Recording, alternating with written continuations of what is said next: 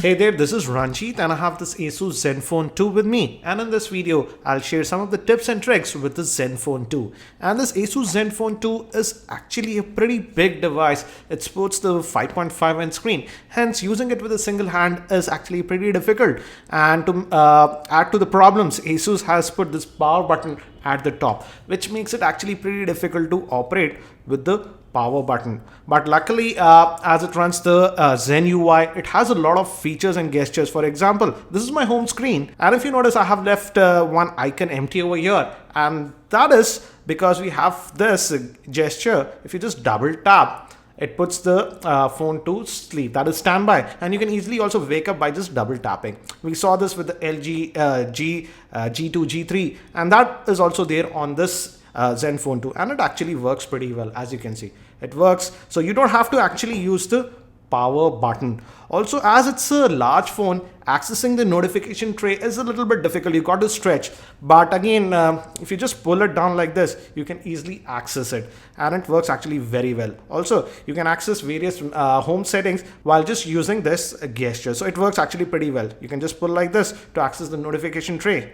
and this for managing the home screen and the other settings. To enable it, actually you go to the settings here, and there's an option called Asus Zen Motion, and you have to enable this touch gestures and just check mark this screen off for double tap. And also I would suggest that you enable this one, and also there are some other gestures. For example, when the phone is in the standby mode, you can launch apps. For example, if you just draw a C like this, it will open and launch the camera. As you can see, the camera is launched. We also have other options, for example, and you can customize this. Actually, we have W for browser, and it'll open the web browser. As you can see, it has opened that. Let me actually go to the settings and show you. And the best part is that you can customize this. Just go to the touch gestures, and here, for example, W is the browser, but let's say you don't want that, you want something else, you can just select that and it works.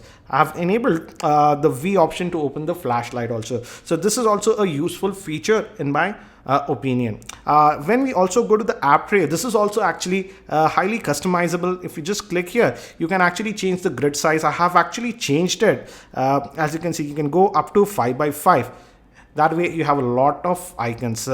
I generally like to keep it at 4x5. And another good thing is the screen quality. Some people were asking me about the screen quality. The screen quality is actually very good on this device. One thing is that in the auto mode, it is not that bright, but in the manual mode, it's actually pretty bright. Even in outdoor lighting, that is in outdoor sunlight, it was fairly legible. So the screen quality is also pretty good. Another good thing that I have noticed is that it has very good support for themes. For example, if you just go here to themes, you can apply a lot of themes easily, and it changes everything. For example, let's try to apply this fresh green and theme. Let's apply this, and it's going to take a few seconds. It might download it if it's not already there. And now, as you can see, it has applied that theme, and it even changes the icons. So that works actually very well.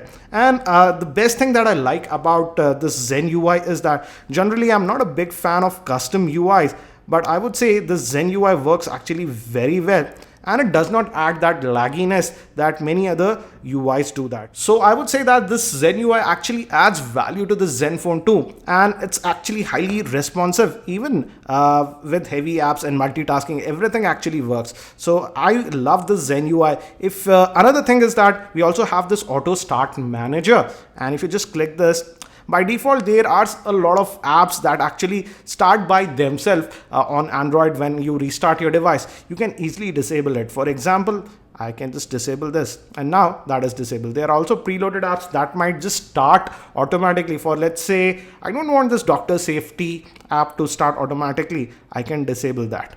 So Asus does provide us all these options, and I like all these features. Actually, it's a very good UI, and it's actually very responsive. So these were some of my tips and tricks for the Asus Zenfone 2. If you know any other tips and tricks for the Asus Zenfone 2, do share them in the YouTube comments. I'll highly appreciate it. I'll also be posting the full in-depth review for this Asus Zenfone 2 very soon, so stay tuned to my channel. Thanks for watching. This is Ranjit, and I hope to see you in my next video.